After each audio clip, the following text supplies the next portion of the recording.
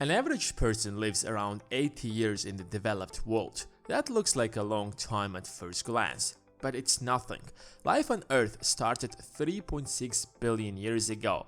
In comparison, your life looks smaller than an atom. You're not even guaranteed to live 80 years.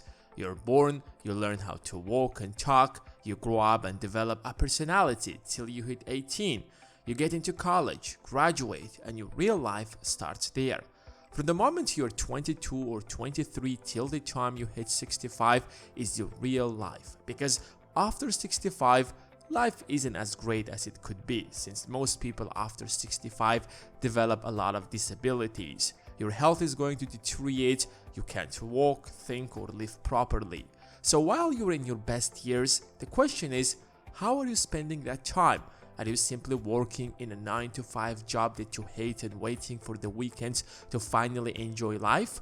If you're 25, you've got 2,085 weeks left, or 40 years. When you count it that way, life isn't as long as we are led to believe. But the problem is that most people don't take the best advantage out of it, because we're not taught how to live. We go to school and college, we're taught math, physics, chemistry, but not life. One of the best books that can teach you about how to take the best advantage out of your life is The Laws of Human Nature by Robert Greene. It's a masterpiece and unique of its kind. So, here are the 5 most important lessons out of this book that people often learn too late in life.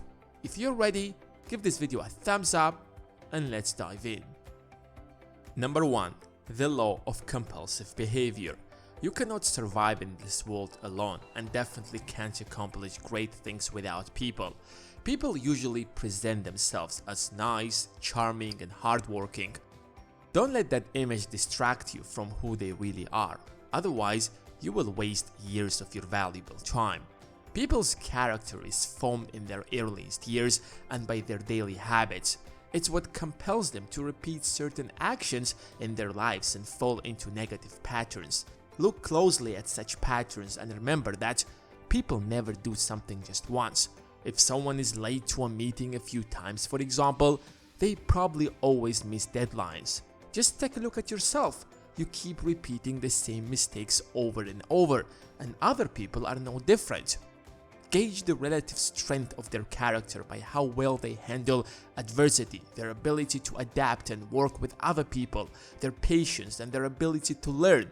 Always gravitate toward those who display signs of strength and avoid the many toxic types out there. Number 2. The Law of Shortsightedness. We're marked by a continual desire to possess what we don't have. As soon as we get something we want something else. A phenomenon that is known as the grass is always greener syndrome. And even though getting what we want is never satisfying, we still pursue our next want, hoping that will make us happy. Once we get it, we immediately get bored of it. Take an example of a relationship. Once you spend some time with your partner, you get bored of her or him, so you start looking up to other people. We chase the perfect man or woman and end up alone. There is nobody perfect. Instead, come to terms with the flaws of your partner and accept or even find charm in their weaknesses. Learn the art of compromise. Make the most out of what you have. On the other side, become an object of desire. Learn how to create a mystery around you. Use strategic absence to make people desire your return, to want to possess you. Letting people know all your likes and dislikes, fears and loves, and believing that people should love you for who you really are is a mistake, because what people really want is their fantasies to be stimulated. But if you become too familiar, there is no mystery and room for imagination. Know when and how to withdraw. Be a little cold, never be needy, or never be too obvious with your opinions, feelings, values, or tastes. Let other people create a picture of you in their imagination. Number 3. See through people's masks. People are like the moon. They only show you one of their sides. People wear masks that show them in the best possible light, especially on social media, presenting a completely different image than who they really are. They say the right things, smile, and seem interested in our ideas. Politicians are a perfect example of that. However, the reality is that we all wear masks. Fortunately, the mask has cracks on it.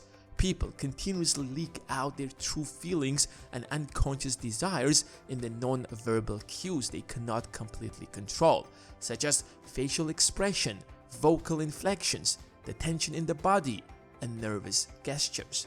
They present their authentic self, especially when they're angry and under pressure, when they lose control over their true feelings. If we take their appearances for reality, we will never get what we want. For example, if someone likes you and is comfortable around you, they will stand closer to you and not be protective of their body parts by folding their arms. In their tone of voice, you can sense playfulness or a high-pitched sound. If they are indifferent and uninterested, you will hear a more monotonous, quiet tone. If someone has deeper feelings for you, such as love, their pupils would dilate and their eyes would widen. A rush of blood to their face will animate them. Their lips will seem full and exposed. On the other hand, since appearances are what people judge you by, you must learn how to present the best front and play your role to maximum effect. Number 4. The law of irrationality. We like to think of ourselves in control of our fate, consciously planning the course of our lives as best as we can. But you're deeply unaware of how your emotions dominate you. They make you look for evidence that proves what you already want to believe. They make you see what you want to see, depending on your mood. And this disconnection from reality is the source of your bad decisions that ruins your life. For example, to convince ourselves that we came to our ideas and opinions rationally, we go and search for evidence that supports our point of view. But because we unconsciously want to please ourselves, we look for evidence that proves what we want to believe. This is known as confirmation bias. It's also clear when people are asking for advice. If people find your advice counter to what they think, they will find ways to dismiss your advice.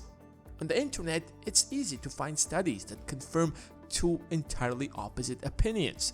So don't simply believe people just because they have supplied evidence, but rather examine the evidence yourself with as much skepticism as you can. Or the halo effect. People who are good looking generally seem trustworthy. If a person is successful, they're probably ethical, conscious, and deserving of their good fortune. This hides the fact that many people who have built massive fortunes had done that through less moral actions which they cleverly hide from view. Or you're tempted to look for explanations for everything. For example, after the 2008 financial crash, people blamed greedy banks, bad regulators, or broken system, etc. But in reality, it was just millions of people making bad investment decisions. There is no explanation other than that many people behaved irrationally.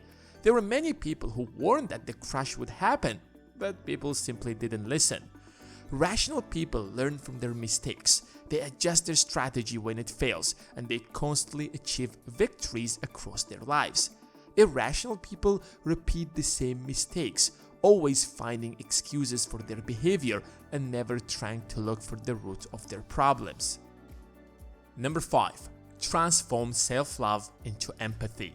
From the moment we are born, we humans feel a never-ending need for attention. We're social animals to the core. Our survival and happiness depends on the bond we form with others. If people do not pay attention to us, we cannot connect to them at any level. Some of this is purely physical, but this need is also deeply psychological.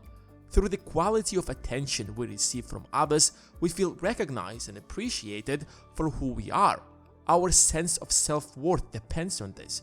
Because this is so important to the human animal, people will do almost anything to get attention, including committing a crime or attempting suicide.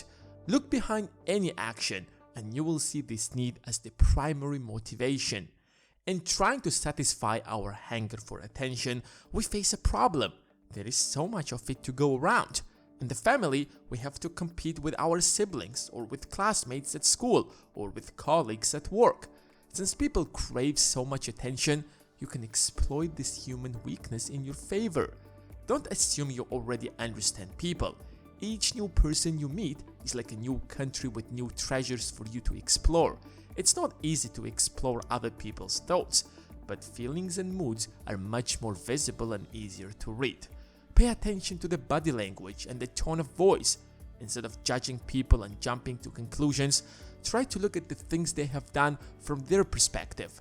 Being empathetic is a long process that requires a great amount of time and patience, but in the long run, it is a skill that will help you to connect with others on a much deeper level. These are just some of the ideas from Robert Greene's book, The Laws of Human Nature. It's definitely one of the best books I have ever laid my hands on. I will leave an affiliate link in the description. It's definitely worth your time. If you have enjoyed this video, make sure to give this video a thumbs up that it deserves and subscribe if you're new around here. Thanks for watching, and I will see you in the next one.